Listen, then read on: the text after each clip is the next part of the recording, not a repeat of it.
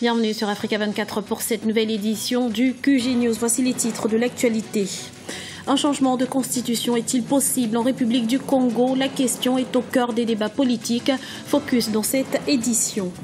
La 18e session ordinaire de la conférence des chefs d'État de l'UEMOA s'est tenue ce lundi à Cotonou au Bénin à l'occasion de faire le point sur les mesures prises au sein de l'Union ces derniers mois. Et puis, en 5 ans d'insurrection de Boko Haram, des milliers d'enfants ont dû quitter leur domicile.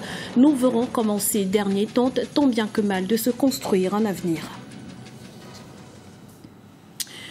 Mais avant de développer ces titres, le bilan de la tempête tropicale Chetza s'alourdit à Madagascar. Il fait état de 46 victimes contre 14 préalablement. Selon le Bureau national de gestion des risques et des catastrophes, 10 des 22 régions de l'île ont été touchées. De fortes pluies sont à nouveau attendues dans le nord-ouest du pays dans les prochains jours. Le débat sur la révision constitutionnelle anime la classe politique congolaise. Plusieurs partis de la majorité présidentielle se sont prononcés en faveur d'un changement de constitution, une proposition rejetée par l'opposition qui appelle à la contestation. Reportage de notre correspondant au Congo, Prince Bafolo. La situation reste tendue en République démocratique du Congo. Ce mercredi 21 janvier, des affrontements ont à nouveau éclaté entre forces de l'ordre et étudiants à Kinshasa, dans la capitale congolaise. Ces derniers protestaient pour la 3e journée consécutive contre un projet de réforme électorale qui pourrait entraîner le report de l'élection présidentielle. Pour l'opposition, le texte, qui doit arriver ce jeudi devant le Sénat, devrait tout simplement être retiré. On veut faire passer une loi que la population conteste, tout simplement. C'est une volonté qui n'est pas la nôtre. C'est de la dictature. Nous dénonçons ça. On demande purement et simplement qu'on enlève cette loi et qu'on respecte la Constitution, et les opposants respectent la Constitution, et le pouvoir politique respecte la Constitution pour que nous ayons aux élections en 2016.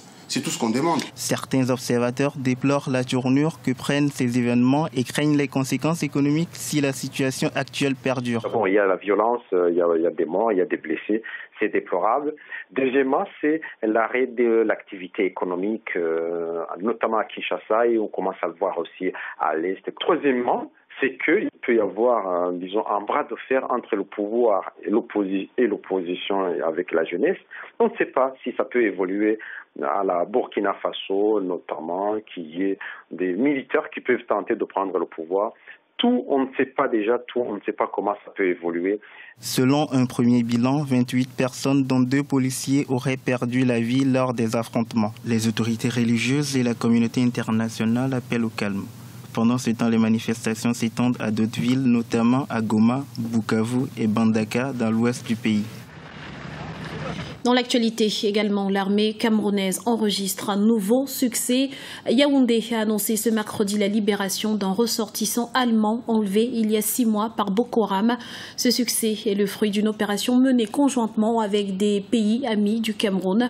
Rappelons que la mobilisation africaine contre le groupe islamiste a reçu le soutien de l'Union africaine qui a appelé à finaliser au plus vite la force multinationale mixte. Cotonou, la capitale béninoise, a abrité ce lundi 19 janvier la 18e session de la conférence des chefs d'État et de gouvernement de l'Union économique et monétaire ouest-africaine. Cette rencontre avait pour objectif de faire le point sur le processus d'intégration de l'Union sous-régionale, notamment Birama Saounera. Vers la mise en place d'un marché unique de transport aérien en Afrique. Réunis mercredi en Afrique du Sud, les ministres des Transports de l'Union africaine ont exprimé leur soutien à la proposition de la Commission de l'UA de mettre sur pied un marché unique de transport aérien sur le continent d'ici 2017. Objectif, établir une meilleure connexion entre les différents États et diminuer la dépendance du continent par rapport aux compagnies étrangères de transport aérien. Développer l'industrie de l'aviation en Afrique pourrait être l'une des forces motrices de l'intégration régionale sur le continent.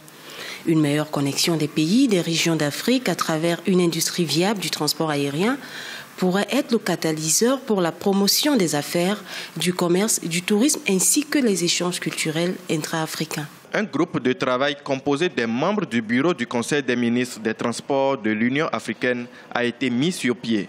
Il sera chargé d'assurer le suivi du projet, mais aussi de faire le lobbying auprès des États pour que l'intégration dans le domaine des transports devienne une réalité. Il y a une nécessité d'harmoniser les efforts en matière de de transport aérien en Afrique.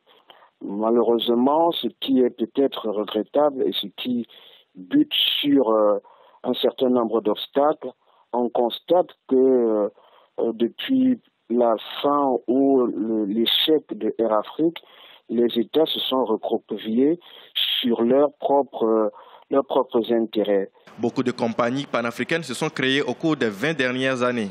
Askai, Royal Air Maroc, Ethiopian Airlines ou encore Kenya Airways font aujourd'hui la fierté du continent.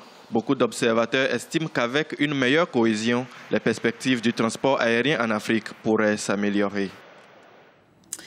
Les enfants déplacés par l'insurrection de la secte islamiste Boko Haram au nord du Nigeria ont pris refuge dans des camps de fortune des localités voisines. L'éducation de ces derniers est assurée par des bénévoles. Loin de leurs proches, ils s'adonnent avec passion à cet exercice qui contribue à l'édification des grands hommes de demain. Idolette Mirabel, Bissou.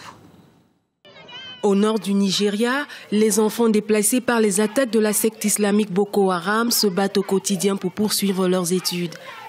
Parfois dans des conditions précaires, ils sont nombreux à surmonter la mort d'un parent, à défier la famine et les intempéries naturelles pour avoir accès à l'éducation. Je me plais bien ici, je remercie Dieu. Grâce à l'Agence nationale de gestion des urgences et les donateurs, nous pouvons manger et nous vêtir. Installés dans les camps de fortune après avoir quitté leur localité, les enfants déplacés sont encadrés par des bénévoles, soutenus par la société civile et les donateurs. J'enseigne la prise d'initiative aux enfants et leur apporte également un soutien psychosocial. L'éducation reçue peut leur permettre de grandir dans le droit chemin, ce qui les aidera à se libérer du traumatisme qu'ils ont vécu.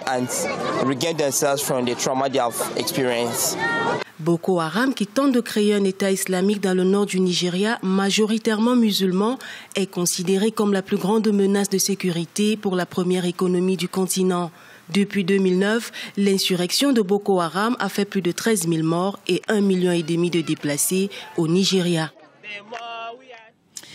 La grippe aviaire refait surface et en Afrique, cette fois-ci, les autorités nigérianes ont annoncé ce jeudi que des cas ont été découverts dans des élevages de volailles à Lagos et Port Harcourt dans le sud du pays. Selon les autorités de Lagos, des fermes affectées ont été placées en quarantaine et des centaines de volailles ont été abattues. Un mot de sport pour clôturer cette édition. La Coupe d'Afrique des Nations 2015 se poursuit ce jeudi avec la deuxième journée du groupe B qui oppose actuellement les Aigles de Carthage à la Zambie. Tenue en échec lors de la première journée par le Cap-Vert, la Tunisie doit se ressaisir pour justifier son rang de favori du groupe. L'autre rencontre de la journée opposera le Cap-Vert à la République démocratique du Congo et ce sera à 19h GMT. C'était le journal de la rédaction. Nous vous remercions pour votre fidélité. Retrouvez dans un instant une nouvelle édition de l'information sur Africa 24.